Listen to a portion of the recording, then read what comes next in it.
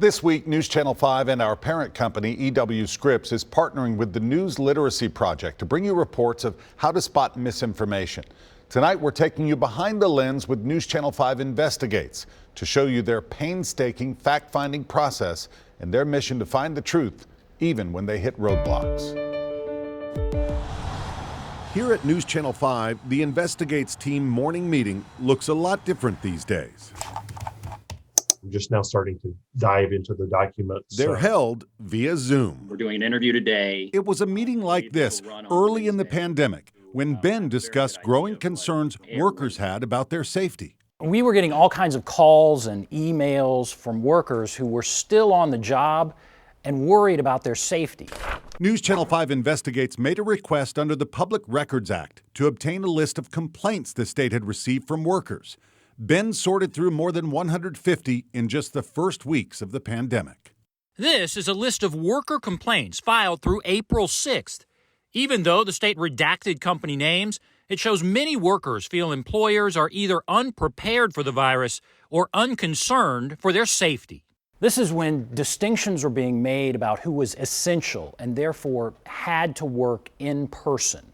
We found a lot of concerns from healthcare workers, from those in food processing plants, and on construction sites. The problem was workers were scared they'd lose their jobs if they shared their concerns on camera. I kept getting calls from people saying, please do a story, but no, I don't want to show my face. I don't want to be identified. The Investigates team decided this was an appropriate time to allow workers to hide their identity. We like for people to show their faces during an interview. It's rare for us to hide someone's identity, but in this case, we felt like these workers could lose their jobs if they were identified. Workers at the Tyson chicken plant in Shelbyville hid their faces under blankets because they could no longer hide their fear. Well, hearing from these workers, even with their faces hidden and their voices altered, it put more pressure on these companies to take action. Tyson did respond, telling us they had implemented multiple safety measures and even closed for a few days to clean and disinfect the plant where more than 1,000 employees worked. But the worker concerns weren't just at processing plants. Workers on the site keep showing up, but it's taking a toll. We now know construction sites were major hotspots for the virus. They never really shut down. Workers at one of Nashville's largest construction sites provided a recording of a contentious meeting in which workers questioned supervisors about safety. We've got to have the information to make the decision to come in here and put our lives in danger.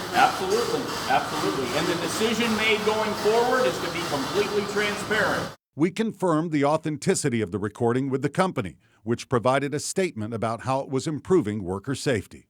At this point, we started getting a lot of information from unions that represented workers, and they were willing to go on camera. Ben kept doing stories, putting pressure on businesses to listen to those showing up at work every day.